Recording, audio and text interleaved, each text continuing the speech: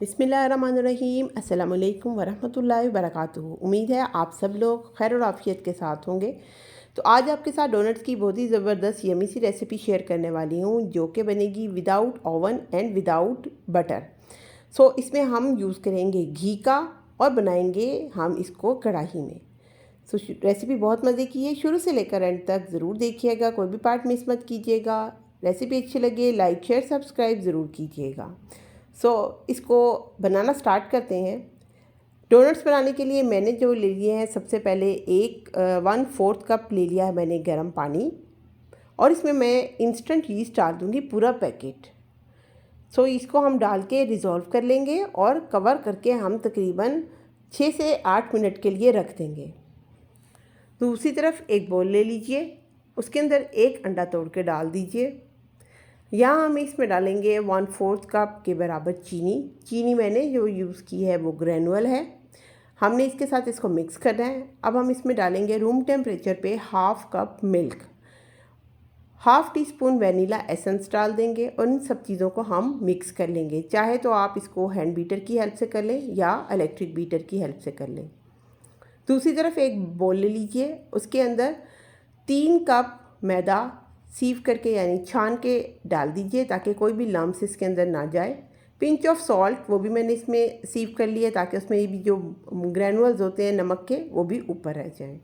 अब जो हमने अंडों का मिक्स बनाया ना, वो इसके अंदर सारा ऐड कर देंगे। ज़हन में रखिएगा कि कोई भी चीनी का पार्टिकल इसमें शामिल ना हो, अच्छे तरीके से चीनी डिज़ोल्व हो चुकी हो, और यीस्ट जो हमने रखी थी वो भी इसमें ऐड कर लेंगे। इसका जो मिक्सचर है ना, जो डो है, वो बहुत ही सॉफ्ट होनी चाहिए। इसमें ऐड कीजिए 1/4 कप घी। मैं बटर की जगह घी ही यूज़ करूँगी और कोई फ़र्क नहीं आएगा रेसिपी में। बिल्कुल फ्लफ़ी और बिल्कुल मज़ेदार से आपके फुले फुले डोनट्स बनेंगे। तो जैसे ही इसको सॉफ्ट सी डो तैयार हो जाए तो इसको काउंटर पे ले आएँ, थोड़ा सा मैदा डस्ट करिए और इसको अच्छे तरीके से यहाँ पे गूँधें। जितना आप गूँधेंगे इसमें ग्लूटेन उतना एक्टिव होगा और आपके डोनट्स उतने ही ज़्यादा मज़ेदार और उतने ही परफेक्ट बनेंगे। अच्छे तरीके से इसको गूँध लीजिए, इसमें लचक पैदा कीजिए और उसके बाद आप इस डो को किसी बोल में शिफ्ट कर लें। बोल को आपने ग्रीस करना है। मैं यहाँ ग्रीस करने के लिए भी घी का यूज़ करूँगी। अच्छे तरीके से आपने बोल को भी ग्रीस कर लेना है, और जब बोल में हम इस डो को शिफ्ट करेंगे तो इसके ऊपर भी आपने घी से ही ब्रश करना है। आजकल चूँकि गर्मियाँ हैं तो ये जल्दी राइज़ हो जाती है। मैं इसको 1 घंटे के लिए रखूँगी और ओवन के अंदर कवर करके रख दूँगी ताकि ये अच्छे तरीके से राइज़ हो जाए। 1 से सवा घंटे के बाद मैंने इसको निकाल लिया है। काउंटर पे मैदा डस्ट कीजिए, उसके ऊपर इसको फैला दीजिए। हाथों की हेल्प से मैं यहाँ पर रोलिंग पिन का यूज़ कर रही हूँ ताकि इक्वली जो है ना ये फैल जाए। आपने इसकी थिकनेस थोड़ी सी मोटी रखनी है, बिल्कुल बारीक रोटी की तरह नहीं बेलना। तकरीबन 1/2 इंच तक आपने इसकी थिकनेस को रखना है। अब आपने कोई भी डोनट कटर हो आपके पास, आप उसका भी यूज़ कर सकते हैं। मेरे पास यहाँ पर ग्लास है, मैं उसकी हेल्प से यहाँ पर मुनासिब साइज़ के जो है ना डोनट्स कट कर रही हूँ। तो इस तरह से आपने ये सारे कट कर ले रहे हैं। जो भी आप चीज़ यूज़ करें, सेंटर में से मैंने यहाँ पे जो हमारे नोज़ल्स होते हैं, मैं उसकी हेल्प से सेंटर में से भी निकाल रही हूँ। अब आपके पास ये सारे डोनट्स तैयार हैं।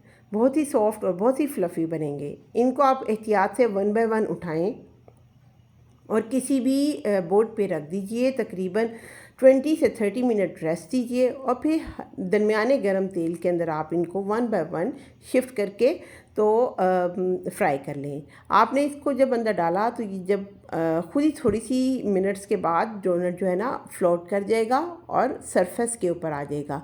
ये ही निशानी होती है एक अच्छे डोनट की। अगर डोनट नीचे बैठ जाए तो इट मीन्स कि आपका डोनट सही नहीं है, आपकी डो सही तरह से राइज़ नहीं हुई। तो ये देखिए सारे डोनट्स माशाल्लाह इतने ज़बरदस्त गोल गोल से फूल गए हैं। अब आपने दोनों साइड से इसको कलर देना है और बहुत ज़्यादा डार्क ब्राउन नहीं करेंगे। बस हल्का सा कलर आया तो हम इनको निकाल लेंगे।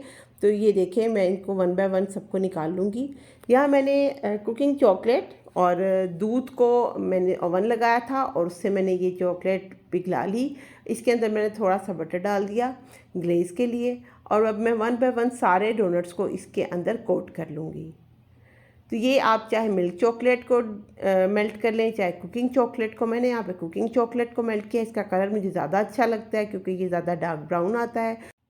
यहाँ मेरे पास कुछ स्प्रिंकल्स हैं, कुछ डेकोर आइटम्स हैं जो मैं इसके ऊपर डेकोरेट कर दूंगी। आप चाहें तो आप इसको इस तरह भी यूज़ कर सकते हैं। जो भी आपके पास रेडी अवेलेबल चीज़ें हैं आप उसके साथ इसको गार्निश कर सकते हैं।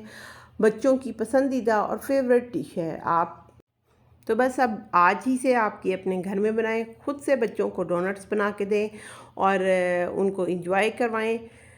गर्मियों की छुट्टियों में डेली बच्चे फरमाइश करते हैं, तो आपने ये डोनट्स ज़रूर बनाने हैं। अगर आपको मेरी रेसिपी इस लेवल पे अच्छी लग रही हो तो प्लीज़ लाइक शेयर सब्सक्राइब ज़रूर कीजिएगा, मुझे बहुत खुशी होगी। And keep watching recipe by Sara's kitchen. Thanks for watching. अपना बहुत सा ख्याल रखिएगा। बहुत सी दुआओं के साथ मिलते हैं नेक्स्ट वीडियो में किसी अच्छी सी रेसिपी के साथ। तब तक के लिए मुझे दें इजाज़त। अल्लाह हाफिज़।